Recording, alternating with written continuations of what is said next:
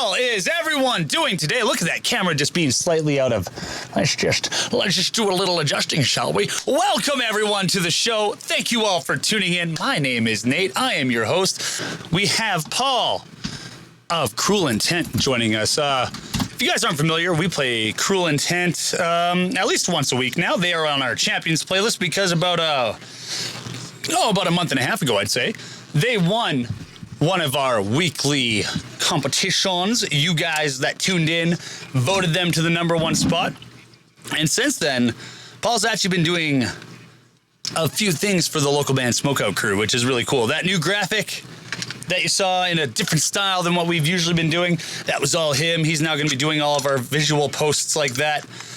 All right, Team Gang Gang, you know it. So a little bit about Cruel Intent, if you aren't familiar. They're Ontario beatdown deathcore. Really, I would have described you guys more like a modern death metal with like deathcore influence from what I heard. I definitely don't I personally don't hear a whole lot of beatdown, but I've only heard the main new single. So definitely upon looking at the logo. Now, the logo screams beatdown. No lie about that. But I definitely wouldn't have taken it for that off the hop. But that's just me. Let's check.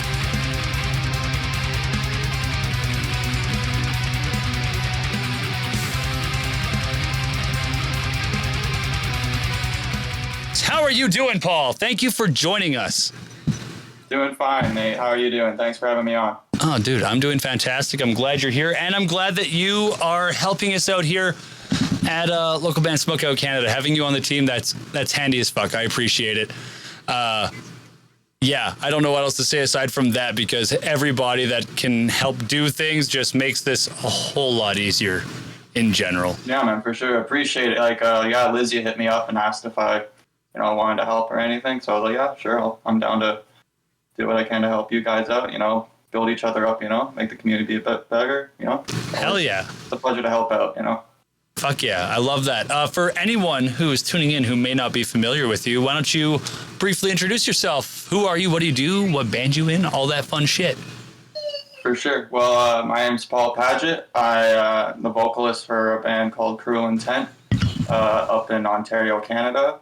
And yeah, we put out a couple singles out in October and in December. And we put out our debut EP back in May of last year. So we've been a band for just we formed in December of last year, and yeah, we're just kicking and so you're some cool stuff. Relatively new, overall then, which is really cool. I didn't realize how new you were. I'm just gonna minimize this and bring it down. But that's really cool because I don't know. I figured you guys had maybe been going at it for, well, honestly, more than a year at this point, but that's really cool because you guys got your single, the Chaos Rising single we checked out, 333. Was that an album or it's a 3-track EP? Yeah. Okay, cool. And then the most recent single, I gotta say, like Paul pointed out as well, huge step up for you guys in production, and I gotta think too, in a year's time for the band, that's a huge step for you guys just in general to get all those songs out and then also show growth on the production end by the end of the year with that as well. That's really cool.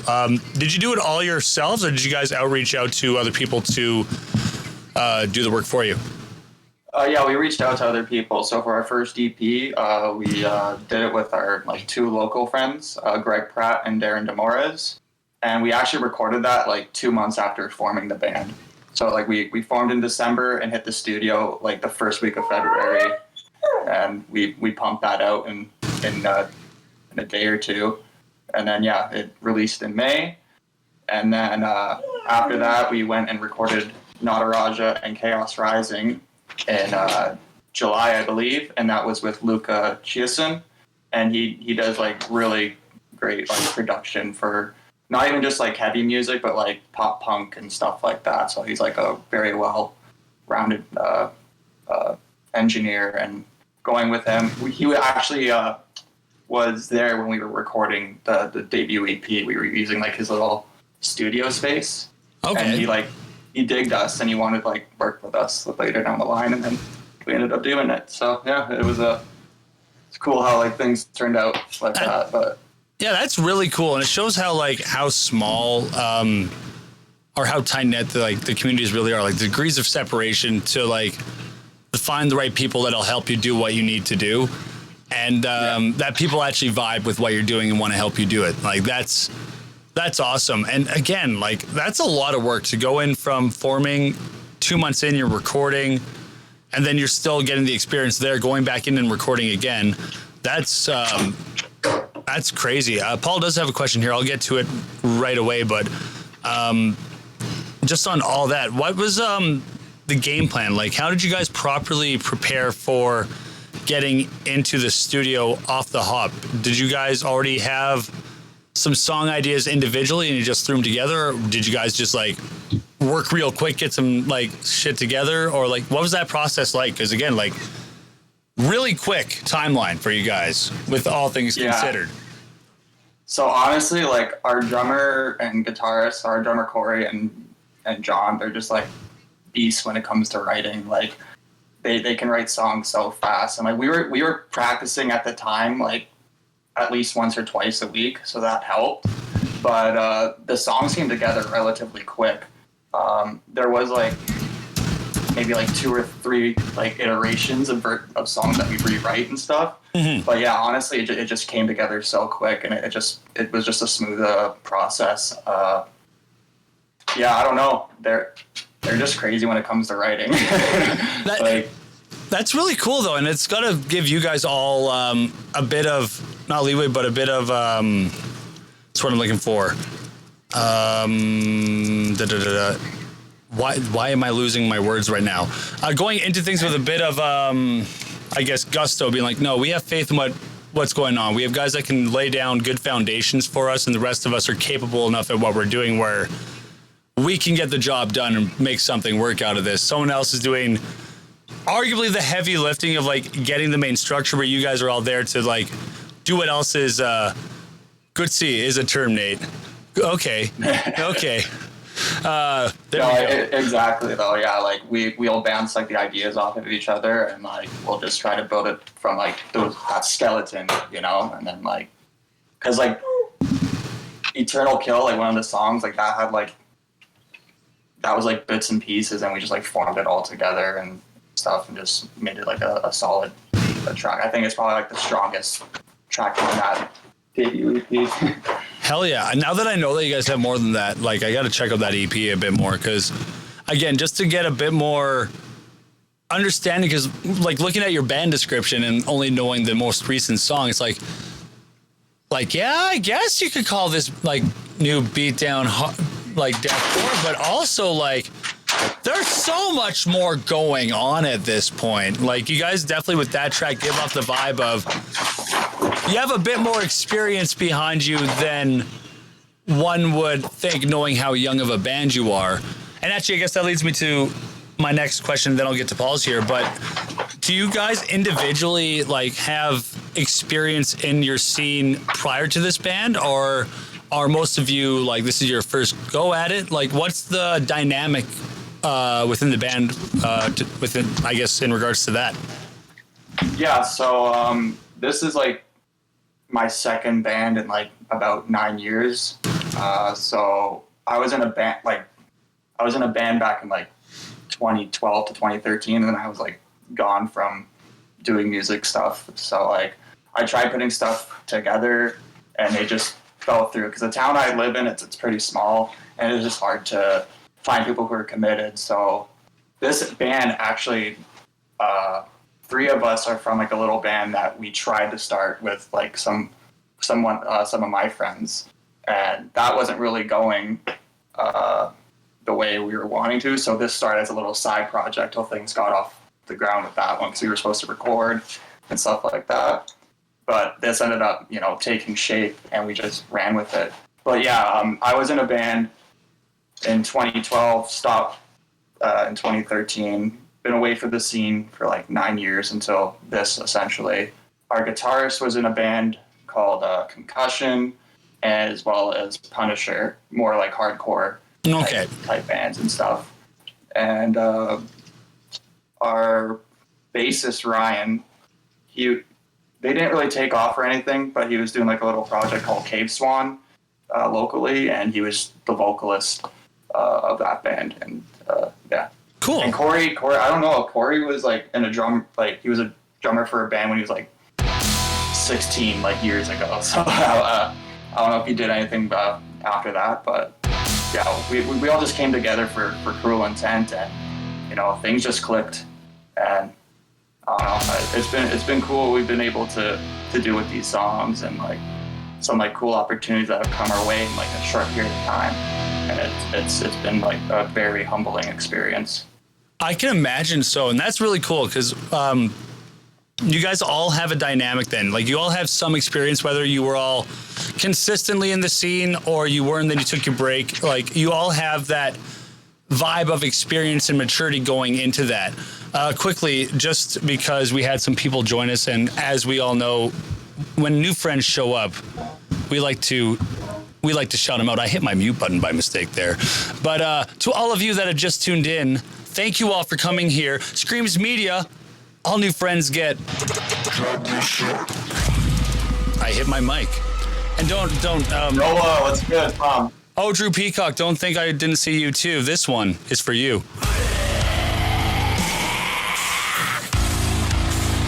Much love, everyone. I just want to shout out Screams Media. That's my boy Noah, Drew Peacock, my boy Vince, and Adrian up in the chat as well. What's up, y'all? Much love, Adrian. It's a pleasure seeing you in the chat again. Paul as well. Everyone else who's new here, thank you for tuning in. I'm up at Paul's question, and I'm going to ask it so I can scroll down and actually catch up with everything here. But Paul was asking, how would you recommend someone achieving growth and sustaining it? How does it make you feel to do the leaps and bounds you have as well, with that in mind throughout this year?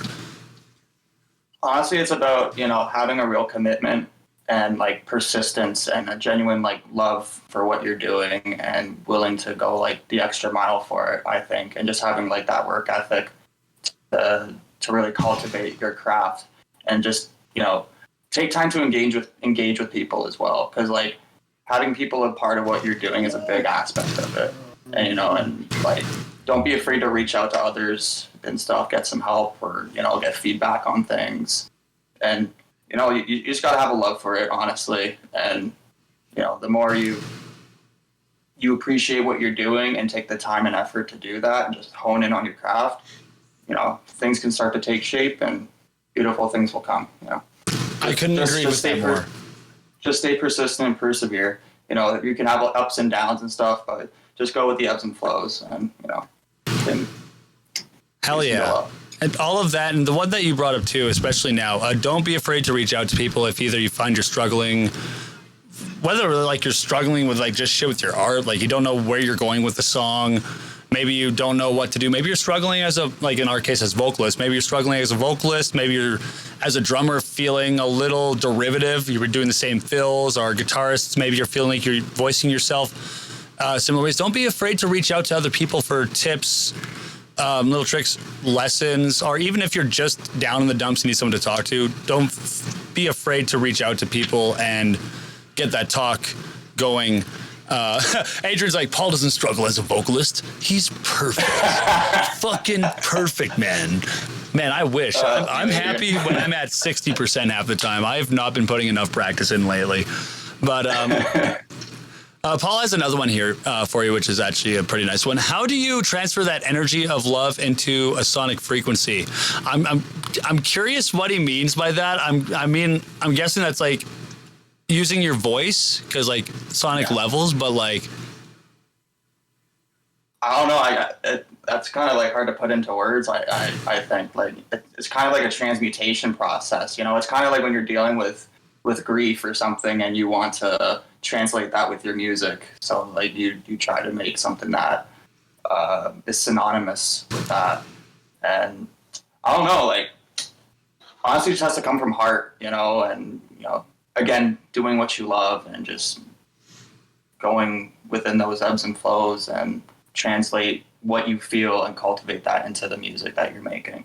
Like It's a good question though. Like, I agree with you. Like I find doing what you love is very important at it too. Like you can love just playing music, and then that way, no matter what you're doing musically, as long as you're loving what you're doing, you'll put in the best attributes of yourself in it. Versus, I guess if you're trying to like ride a wave or ride a trend, not because you genuinely like dig what's going with it, but you're just like, nah, this is the thing that's hot. Yeah, let's start doing this. Exactly. You got to be organic. That's how you get your best, like the best representation of your music and yourself. Just be organic and be yourself, right? And you'll always get the best product from that.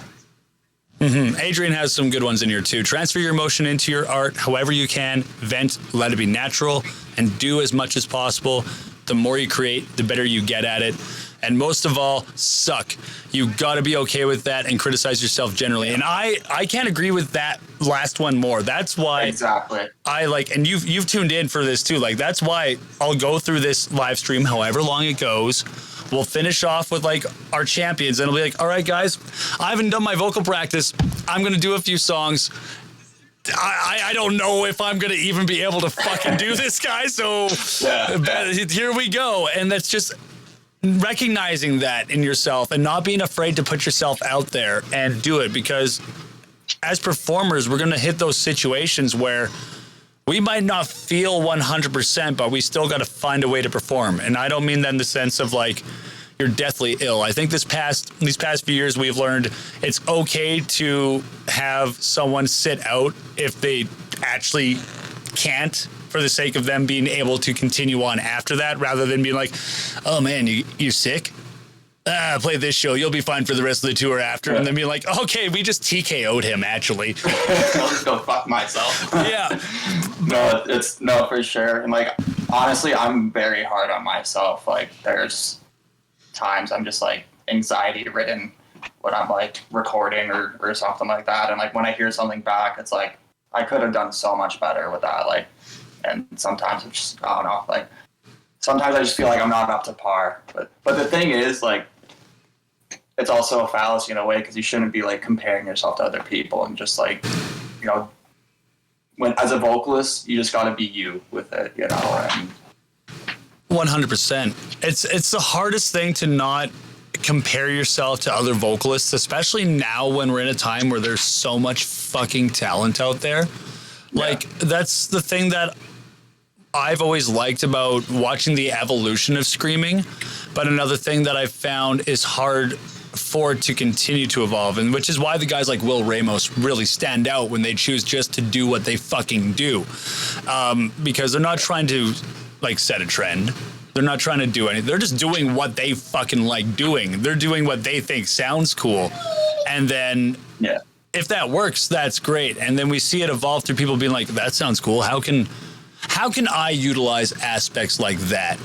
It's like what made Cattle Decapitation like so unique back when they first came out, especially when he did like his false chord singing, like in different ways with that scream. Like that's the cool shit. And then how can you morph your own phrasing and styles on that? And that's the cool aspect. But also not being like, oh, fuck, I can't hit Spencer Sotelo highs. I'll never be as good as fucking Spencer. What the fuck is I'm done. Fuck it. For I'll real. even try. And straight up Travis Ryan from Cattle Decapitation, like when I first heard like Regret in the Grave, like way back in the day, I was like, holy fuck, like how are you doing that? Right? Especially the way he could throw his voice too. I think that was such a cool thing at that point in time. Definitely. How do you personally balance the challenge of another beatdown or breakdown without a frown like a clown? Oh, what? Okay, I get what he means. Like, okay, how do you resist to fall into the tropes of beatdown in regards to being a vocalist? Because at least that's how I'm interpreting that, because that can be interpreted so many ways. But like your challenge of like being your own unique vocalist, approaching the songs in the way you want to approach them, not just going like they do this so I have to, but being like, nah, I want to do this because that sounds fucking cool. I honestly go with what the song calls for, right? So it's honestly that, like, whatever the song I feel calls for, I'm going to do. So if I feel like it should be like a more, hardcore vocal during like a little two-step thing, I'm going to be doing that. But like if there's a little blast beat in between, I'll probably, try and mix it up and try to do like multiple different type of vocals. So like I'll pick and choose. And I mentally go through the song as well and think, okay, what will be good here, but also be kind of different than like what you would normally hear as well, like on a track. Yeah. So I try to mix in different things as well with layering. So when you're like doing in the studio as well, right? So like I can throw in like quite a few mids. Most people will do like highs and lows for like their layers and stuff, but sometimes I'll throw in like a little mid in between that just to like spice it up a little bit. And tasty. I just mentally go through it and try to go with what feels natural and comfortable and would give a song a nice punch. Hell yeah, that's awesome. I hate to interrupt again, but Japan just resubscribed. They've been on a 13-month roll with this, and he's been a huge supporter of the show since before I was even doing the show. So much love to you, Japanda. We love you. Shout out to you. We got a few more, not so much questions, but just really good insight from people in the chat. And first off, I want to thank all of you for taking part in this. This is what I like about doing these interviews and having them live with the chat here, because it feels like so much more of an engaging conversation. We can find topics naturally that I feel resonate a lot more just based off that. Screams Media here. Another huge thing is always find time for your mental health. Prioritize sleep because burnout is fucking real, and burnout fucking sucks to add on top of that. That's why I know I seem like Paul's just been in the chat for the past few weeks, but now that he's starting to do stuff, now we're getting a bit more okay, no, we got to do things like this. We got to do things like this. And it's not me trying to be web cracking. It's been no, for my own mental health, guys, we've figured out a system that really works. There's a fuck ton that goes on to this machine. And I love that people want to help out, but we still got to make sure that we send things to the right location so that we don't create more work out of trying to help. And that's a huge thing, because it allows us to know how we go about doing our things, allows us to learn how to properly communicate, and also goes, oh, we're doing this so that we don't drive each other insane. I like this. This works. Sure. I understand. Gotta have a system, Exactly. And coming into something new that's not so much established, but has some systems that work and other ones that are in flux, being we'll fix that one at some point. We're definitely in a learning experience, as more people come in to help, we'll iron out as many kinks as we can. But it's good that we got some good foundation so that we at least have some order in this chaos. Adrian, once again, just pretend it's part of the show. Get on the ground. Take a breath. Be dynamic. Be dramatic. Oh, man, look at this guy being all emo laying down on the ground over here. Meanwhile, you're actually dying for a second. Just being Pretty much. Yeah. That pretty much covers it. Oh, it's so great. It gives it more body with mids. 100%. That's one thing I appreciate more, because nothing against all of you motherfuckers that can go fucking low as hell and do all the variations. That's cool. That's really cool. I fucking love when someone comes back with a mid or a fry at some point. Just be by the way, we haven't forgotten about these ranges. Because again, the low sounds so brutal. But there's also a point where I'm sitting there being especially when we get to really low down tune shit, where it's guys, you're all in the same space. And I just want to be able to properly articulate what the fuck's going on. Oh, it would have been so cool if he did a fry right there. That would have made my hair on the back of my neck just go, woo! But and I like that we're getting to that dynamic range now where more vocalists aren't just focusing on one register. They're being nah, I'm going to be good at all of these. And if the song calls for this, I'll go that way. But I'm going to know other ways. Exactly, because that's what I do. I try to utilize my entire range and things with our songs, and also with Nataraja and Chaos, I tried not to do low lows and save the low lows for impactful parts, so they're more impactful. Instead of saturating the whole song with just the same kind of lows, you bring in for a real part where it helps give that punch and stuff, so it has more impact. So I feel like that helps when you just like utilize your whole range, but not have it go all over the place though at the same time. You have it well balanced and stuff, and put in like your top vocals in certain parts, so it just hits right, like instead of it, because like it'll catch the listener, like, oh, like I wasn't expecting that or something, so. Yeah, it's the little thing that just throws the listener off in a good way, where they're like, oh, I'm interested. What's going on here? Adrian again coming in is like, if you notice, a lot of old deathcore acts tend to go to the mid-range more often later on in their career because it's easier to maintain most of the time as well. And they use the lows for the highs or the bigger moments. And that's another thing that I think a lot of vocalists, I know I'm horrible for this in the studio, and I'm curious what it's like for you, but I'm horrible for writing parts that I'm listening to and recording and being like, this is how it needs to sound, and then going to perform and being like, oh fuck, what did I do to myself? Can anyone take a line? Can anyone take a line, please? No, for sure. Honestly, like, I don't want to like toot or anything, but I'm actually like fairly composed now when recording. Like the first time we did Cruel, like the first EP, I was like a little like, all right. But like, the more you do it, the more composed. And a big part of it is just like mentally preparing yourself as well, and doing your warm-ups, and just have that confidence in yourself and doing it. It's just like, treat it as like another practice, essentially.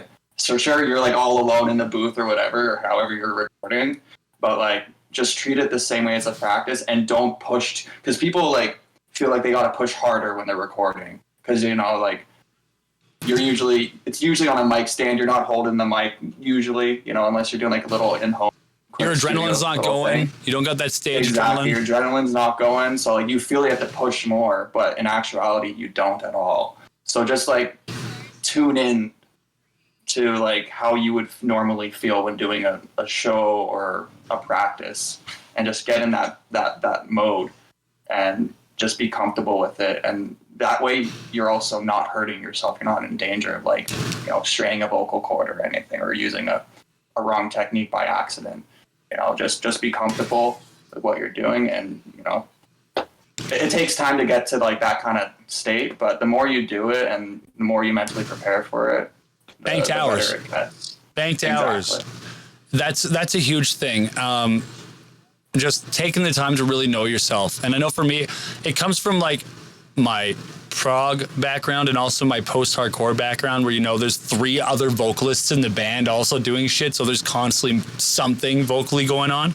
It's being like, okay, no, we gotta either ease it back, or know that when we get to these parts, either our backing track is not going to do the heavy lifting, but we're going to make the backing layers the layers that are harder to hit live, and substitute the vocal live for that performance for longevity's sake. Because that's, I think, the hardest thing for not just new vocalists, but all vocalists, if they have a certain bit of pride in what they do. Like, they record an album, they're like, oh, that sounds nasty, I gotta do that every night, fuck yeah. And then they get into it and being like, oh shit, that maybe can't be done every fucking night, oh no. And just understanding there are ways to hit what you want to hit without doing the same thing. Your live performance doesn't have to match your album performance. You have a huge benefit to yourself. You're a visual distraction. You are a body in front of people. All you have to do is not only be entertaining, but be confident and be capable in what you're doing. If you have to change up your vocal, just make sure that you go to something that's comfortable and works in the moment. No one else is going to fucking notice that he didn't do the low guttural in that verse. Yeah. He usually does the low guttural.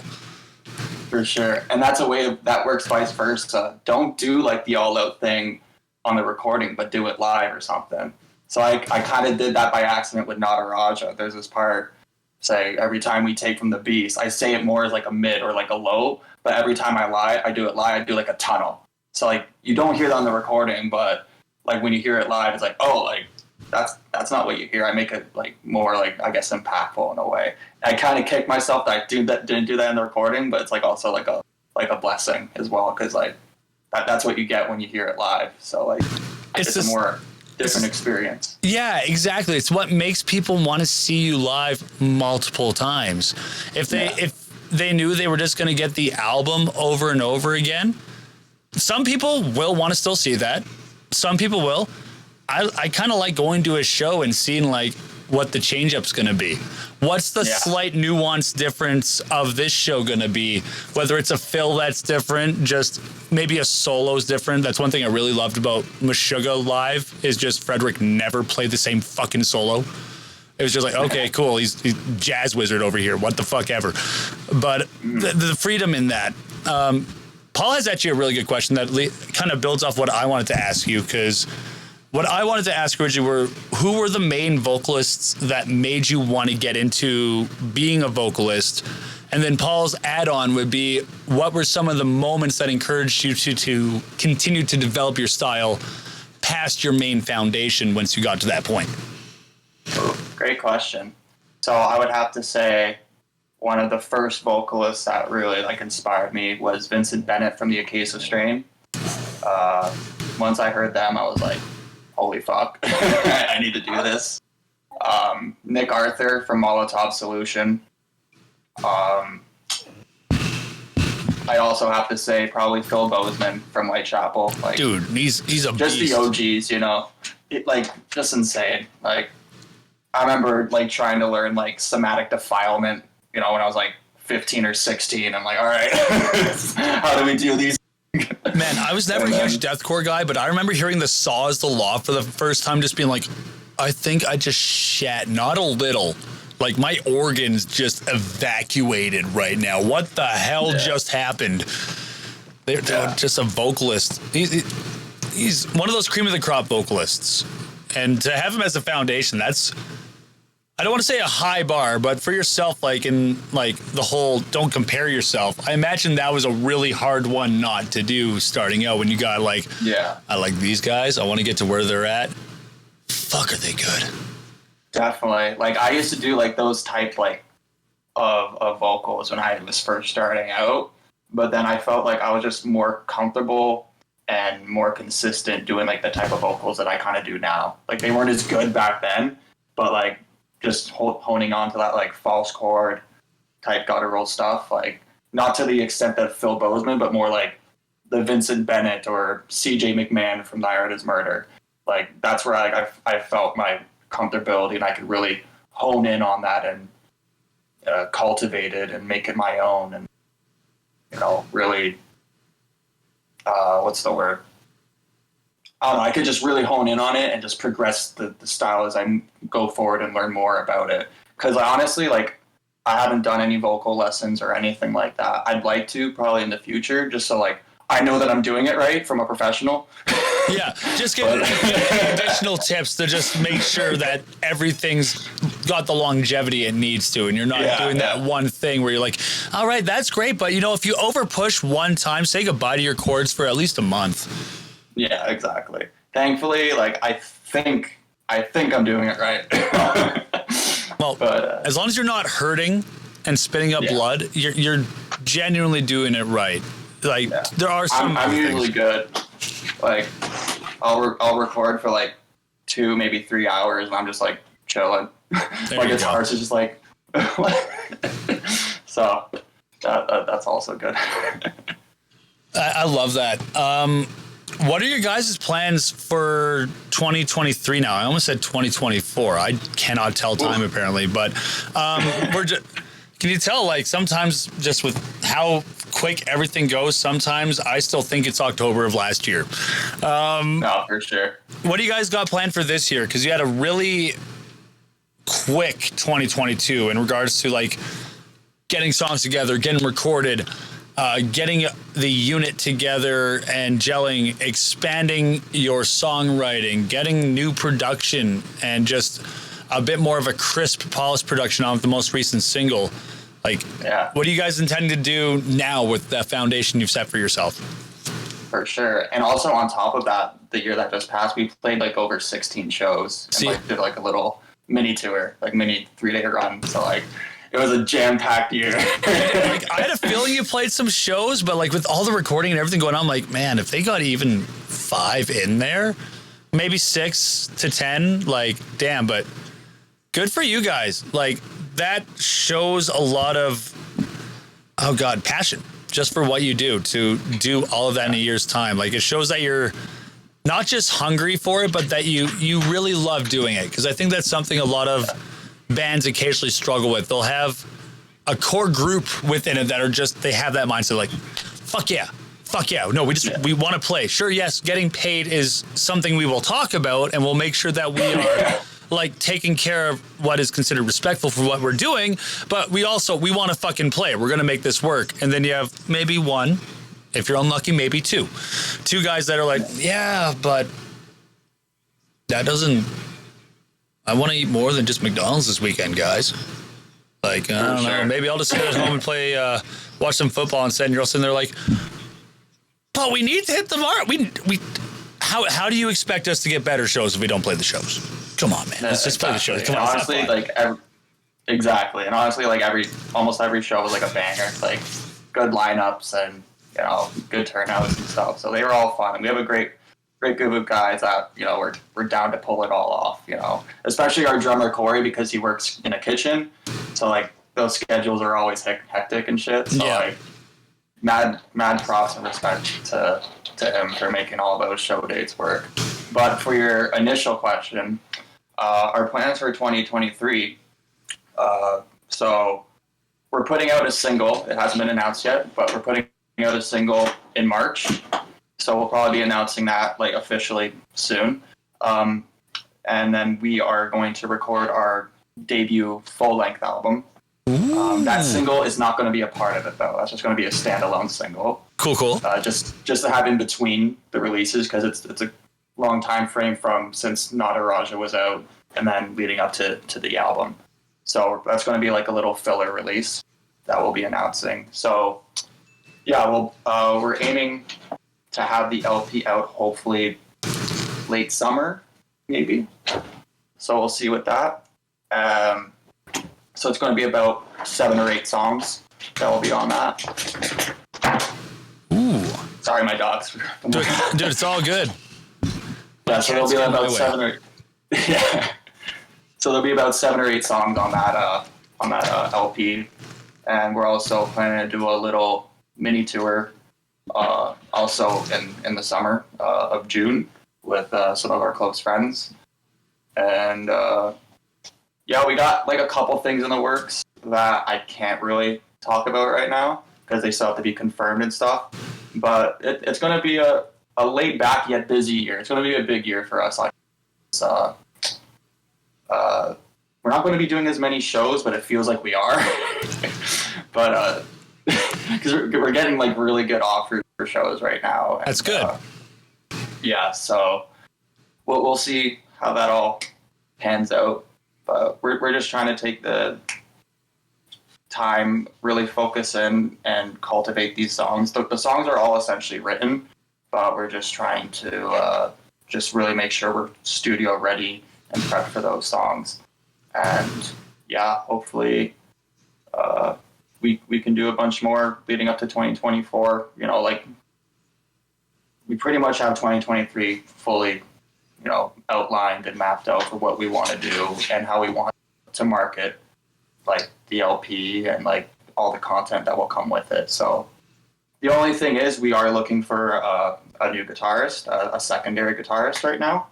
So okay, hopefully we can find an additional member soon. If anyone is in the Ontario area and you're looking to play with some pretty cool cats playing some pretty intense metals, well, Adrian, I mean, if you can figure out a way to run that through an electric pedal, we could probably push that through a speaker and it could almost sound like a guitar. Maybe we'll get a pitch shifter so that we can match your tone to the guitar, like bring you down to the right octave, make it easier on you so you don't have to go. We'll virtually backtrack it, Adrian. Send us your stems. Adrian, if I cup the mic, we get the distortion too. It's like, this is the one time where, cupping the mic would be permitted. Yeah. I'm not going to lie. I'm a one-hand cupper, but I won't lie. You know what? I won't do the two-hand, though. There you go. I did one of these days you'll find that just when you hold it like just below that ribbon, like when you actually let that, like that, you'll notice just one of these days when you hit it just where you're like, oh shit, why would I? No, that sounds so much better. It just. I'm actually starting to do that with like our new stuff for like certain parts.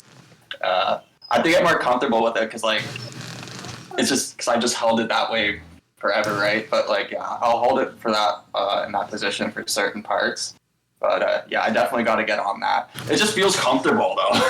It's where the weight's displaced, right? That's why I like this mic because it has a nice little rubber band on it. So if I am going to hold it, I almost like have something that shows me where to be.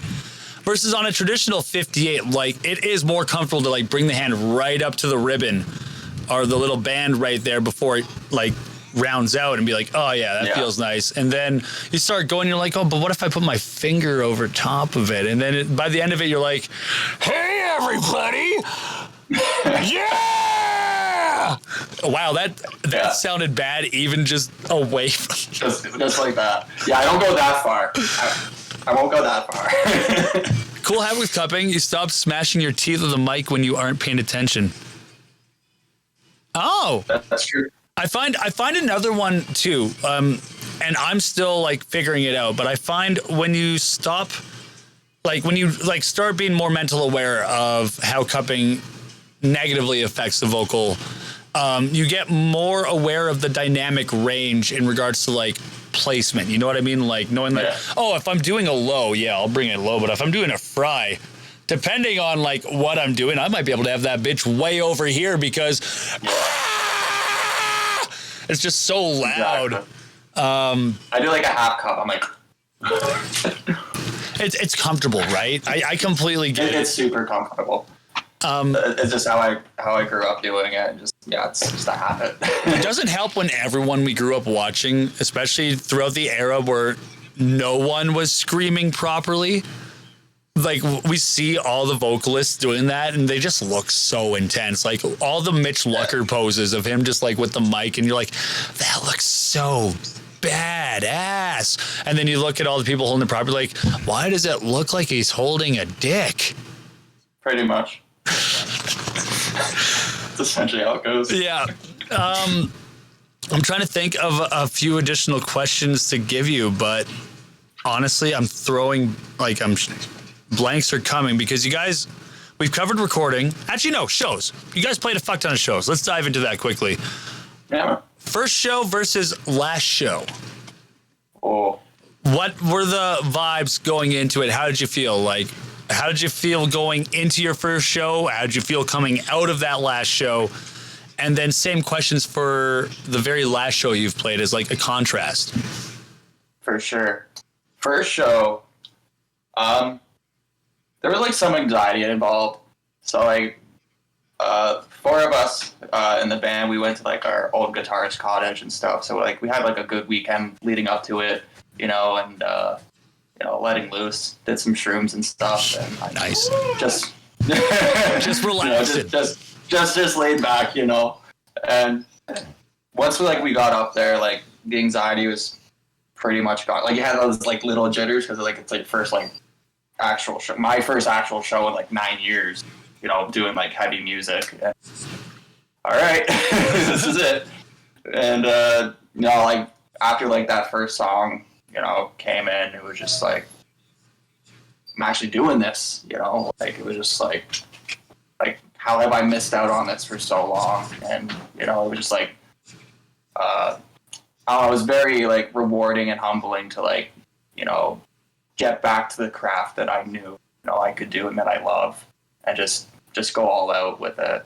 And yeah, it was just an awesome time. But as a band, it was a good learning experience. So like we just wrote Nada Raja like a few weeks or month prior to it, and like we played it. Like our guitarist did not want to play it at all.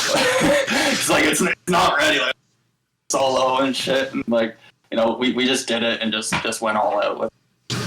We had a good response. It was a cool turnout, and it was a fun time. Hell yeah! And then in contrast to our last show, that actually kind of like strikes a chord with a real chord with me, because the day before that show, I don't want to turn this like onto a sad note or anything, but the day before the show, I found out my best friend passed away. My condolences. So, thank you, man. So like, and he was actually at our first show. So that's why it's kind of like brings it all together in a way. He was at our first show, and then I find out like he passed away the night before our last show, and like that was our best and biggest show of the whole year. Kind of like what I said, I try to transmute those feelings into the music and just try to put it all out there, but not make it apparent that I was struggling with anything. I just did what I came there to do, do the music and do what you can. Just try to have a good time and just get through the night. And thankfully we played with like some homies and a lot of friends were there. So like that was very uplifting and helped so much, going through that tumultuous period. And it was just like, considering the circumstances, it was a wonderful, great night. And, I'm thankful for the people who were there and like, reached out, and it was a really good time. But like, yeah, fun fact about that show, our guitarist showed up 5 minutes before we got on the set. Oh God! So dude, on top of everything, not only trying to just hang out, chill, be with people that you love, and like be with your community in a time where it's like obviously going to be difficult for you, and just try to get into the mind space to go and perform, do the thing you love, and maybe get some things out in a therapeutic way with the time you have on stage. You're sitting there being like, where the fuck is our guitarist? Yeah, pretty much. He's like texting me. I'm like, all right, we're like, I'm getting an Uber, and I'm like, I'm getting on there. Fuck, there's traffic because we're playing in Toronto, right? And it's on a Friday, and like rush hour and shit. So like instead of like, I like panicked for like a minute, and I was like, let's be proactive about this. I'm setting up the backing tracks for rhythm guitar. And as soon as I finished, he walks in and puts his fucking head on the cabinet, and I plug in. Then we start like 2 minutes later. There we go. I was gonna say we got some fuzziness, but you were still there. Audio wise was there. Your video cut out briefly, but we're good there. And I can just good on you for being proactive in that moment and not completely mentally like shutting down, because that's tough. That's tough. Yeah. I guess to add to that before we go on, not as a side note, but just because of like, I guess some of the nature on that, if anyone is ever feeling like they're struggling in that aspect, please reach out to people. I'm not going to disclose too, but a former client of mine is currently in the hospital right now. Just made a post yesterday that was very scary, and I'm glad to find he's okay and he's recovering. But please, anyone, if you find you're struggling, please know that there are people there for you. There are people you can reach out to. There are lines you can reach out to. This life can be very difficult. Yeah. There's a lot of struggles that happen. There's a lot of bullshit that happens. We cannot control the chaos that we exist in. We can try to understand it. We can try to do what we can to set ourselves up for the best opportunities. But in the end, sometimes things don't go the way we intend. Know that there are still people in your corner backing you that you can reach out to, even when you hit those points. Because even with all the bullshit, there's a whole lot more worth continuing on for. Yeah. Definitely. And I wish your friend well. I hope. I do as well. A full recovery, and like, we all got to be there for each other. It's all about love, just build each other up and have that sense of community, and, just talk to each other, care for each other, and it's what it's all about. Without each other, we got nothing. So, and that's why I love doing not just this, but like the community within. I call it the alternative scene. I don't call it the metal scene. I don't call it the punk scene. Like, there's so much crossover in how either the music or the people playing the music or the people helping put the shows together, put it all, like, it's all one community. And I love that we are trying our damnedest to be more open about these conversations, more open about these topics, and just being there for each other. It still sucks and hurts when either we do lose people or like people try or something happens and they have to recover. But in the end, like, I like that we're at least trying to be better at that, because it gives people, in my opinion, what the metal punk alternative scene was always supposed to be. And that was somewhere for those that felt they did not necessarily belong within modern society, a place to feel like they have a place. Whether it's the music you listen to, just the aesthetic, because I know that for some people it is just the aesthetic that they got into, and then they got into the music because of the aesthetic, like, or it's the people and just the community around it. Like, it's fundamentally supposed to be a place where everyone feels welcome and encouraged and looked after, in the sense of, again, the whole we got each other's back aspect. And I like that that's a focus, but also it's easy for us to forget that when we're in our own dark periods. So I know I'm on a tangent here, but it's a stupid important thing at the same time. No, you're good. And just to like go off on that as well, is like, we're lucky, like in our Ontario scene, we have such a great scene now. Like, we're super lucky to like to have like the type of people in it. You know, like back in the day, it was cool. You know, there was like a family and shit. There was some cliquey stuff, and like shit would, you know, get out of hand sometimes, and like real egos and judgmental stuff going on. But like the scene that we have now currently in like Ontario, it's just like, it's so fucking awesome. Like, everyone's got each other's back. Everyone's just family straight up. Like, you know, like, and like everyone just welcomes each other with open arms. It's like a brotherhood, or, you know, if you're a female sisterhood, you know, like it's all good, you know, like, and we're truly blessed to have such great people in our scene making awesome music.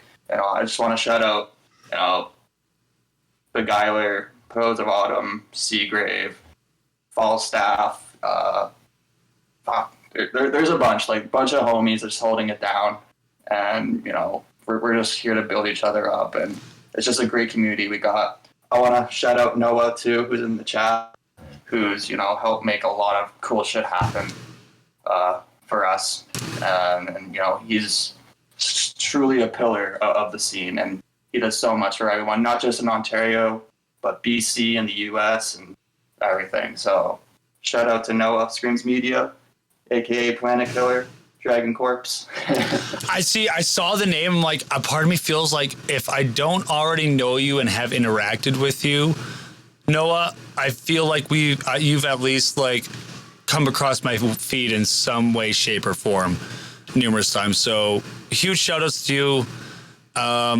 Adrian, I just want to say I saw this about 10, 15 minutes ago, and I wanted to say thank you for your compliment on the questions.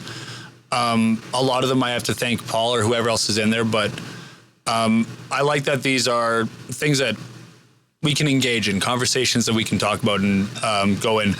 What I was going to ask you before you shouted it out, no, and I'm still going to ask because it's, I think, something that I want to start doing more often, because, as you know, like, I have a lot of guests from different scenes, and as we all know, as people from these scenes, there's so much more to it than just the bands. There's promoters, there's venue owners, there's techs. A lot of these guys go out of their way, guys and gals go out of their way to either out of their pocket or at least out of their own mental bandwidth and bank make these things happen, whether they're successful or not, just to give everyone an opportunity. And with that, I was wondering if there's anyone in particular within the local scene that you're a part of that you want to give a shout out for just what they do for their community in general. For sure. I'd like to shout out Jillian Scott. She's been holding it down for time, like over 20 years in the scene, and she put us on our first show. And she actually helped me with the first show I ever put on, like back in like 2011 or 12. Like when I was doing like promoting shows and stuff. And she's like straight up a pillar of the scene. She's an OG, and you know, she really helps bands out, and she'll go all out for them, and you know, put bands on big shows, like big tour shows and all that. And not just like heavy aspects. She does the punk, she does like just everything. Punk, all genres, you know, she covers everything, and she's one of the best people in our scene, and the fact that she's still doing it, still kicking it, it's like mad respect and love to her. Also, who else? A Minor, they do some cool stuff. A Minor, who does shows at like Sneaky D's and the Hard Luck, they've helped us out with some cool shows and stuff, and get fans on bigger shows as well. And like, names are escaping me right now, but I just want to shout out Jacob Coolidge, the guy there. I've known him since he was like 14, and it's cool to see like him grow to the artist and like the band that he's in now, and just see that growth from like, we were just both coming up and stuff, and see how far he's taken his craft, and it's cool seeing that. So names are escaping me right now, but I just want to give love to everyone in the scene. Everyone puts so much hard work in there, and it's great to see the scene that we've created. Just because we're just all working together. There's no cliquey shit anymore, and we're just all trying to build each other up, and that's what it's all about. As my good friend Nate Trash would say, rising tides raise all ships. I want to thank you for taking the time to be on the show, Paul, and as well as for choosing to be a part of the local band Smokeout Canada crew. I'm stoked to have you on board. I'm stoked to have had the time to actually have a conversation with you as face-to-face as we can have right now. I'm hoping sometime in the near future to actually get to see you guys live. If you ever end up in within the next few months, Medicine Hat, and then after May, Calgary or Medicine Hat, I know I'll be seeing you there, because even though I'm moving to Calgary come May, I'm probably more than likely going to still be the main metal tech here in Medicine Hat for shows, because I'm not about to up and leave my homies just because I need to go do stuff elsewhere. They're not that far away, and I love everyone in the Alt Waves crew. If you haven't already, I'd get in touch with a guy called Keith Acoin of the Alternative Waves Music Festival. They do a bunch of show bookings in Medicine Hat and in Calgary. They do put on a festival in June. We actually just announced our first wave, and if I'm not mistaken, do believe Adrian is... if I got to remember the lineup, but I think I might be seeing Adrian at that festival. I could be wrong. But they're all wonderful people. People that I'm stoked have taken the roles they've taken on since I first brought them, I guess. I don't want to say into the scene, because they're all people that were in the scene, but they were just people that wanted to do more than just show up and pay door or maybe help me load the stage. There are people that actively wanted to help do more within the scene, and that's the beauty of it all. So, yeah, I hope to see you over in our neck of the woods sometime in the future. Do you have any final words? Yeah, man, I appreciate that. I will say that we are working on something to get over there, like, very soon. So I'll just leave it at that. We'll just leave that dang for later. Yeah, like, we're working on it. There's things in the works. there's a couple people in the chat that can attest to that. Hell yeah. But yeah, man. Thank you for having me on the show. Really appreciate it. It's been a pleasure, and great questions. It was definitely a cool experience, and thanks for having me on the team. Thank you, Lizzie, for asking me to be a part of it. Best mod in the game, Liz. Just keeping things Lizzie organized. Holds it down. Gang, Savage Cabbage. You know it. And if you guys don't know about the Savage Cabbage, you're about to find out about the Savage Cabbage. This is something that was started literally the first stream. Paul joined us in chat. We were checking out a hip-hop track. We hit the hook, and he was just going off about being a savage. And then I don't even know how we got into Savage Cabbage, but... I think I said Savage Cabbage. I said Savage Cabbage, and then, like, it, and then, like, it just... Now there's merch! Now there's merch! Like, how things evolve. Gang, I fucking love it. It was Paul. Man. I'm stoked. I'm so stoked to have you on board. You have yourself a great rest of the night. Appreciate it. Can I just plug one thing quickly? No, of course. Okay. Go ahead. Just if you haven't already, just check out CRUELINTENT. on Spotify. Check out us on Instagram and Facebook. Just Cruel Intent, one word. And yeah, we're going to be dropping a new single sometime in March. That's going to be announced officially very soon. So keep your eyes on our page for that. And, we appreciate you and thank you for everything.